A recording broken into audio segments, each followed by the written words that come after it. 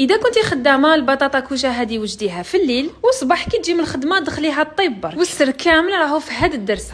دوكا ما عليكم غير ديروا جام وتحتفظوا بالوصفه هكذا باش تجربوها. للتتبيله واش نسحق فنجان تاع زيت الزيتون، مغرفه صغيره طوماطيش تاع الباطا، لا موطارد، الثوم، وزوج مغارف كبار تاع كاتشوب. بيان سور ما تنساوش الملح والتوابل، نخليهم لكم في لا ديسكريبسيون تحت خاطرش طوال بزاف. باش تجيكم تحميره شابه زيدوا مغرفه صغيره تاع عسل، انا درت دبس الرمان، خلطوهم مليح وزيدوا فنجان ولا نص كاس تاع ما. حطوا لي كويس تاعكم ولا الدجاج كيما تقدروا، ما ديروش كامل الدجاج وتجي بزاف بنينه. الدرسه هذه هي صح، شوفوا غطوها بابي فين وخلوها ليله كامله هكذا. اذا كنتم مزروبين تقدروا طيبوها في نفس النهار. غدوه من داك جبت التتبيله تاعي، رحت شعلت الكوشه الكتريك اللي كامل عجبتكم كي حطيتها في ستوري، لا مارك تاعها جايون. هذا فور الكتريك فونتيلي او ميم طون اير فراير، يشوي يقلي يحمر يديرهم كامل. انا درت مود اير فراير وانتم ما ديروش حبيتو. لو طون اللي يسخن نروح نقشر البطاطا ديالي، نقطعها دي روندال، درت هنا تانيك زوج حبات فلفل حار فوالا، ونجيب بلاطو اللي يدخل الفرن ونحط هذوك لي كويس ولا ماريناد اللي بقات نخلطها مع البطاطا.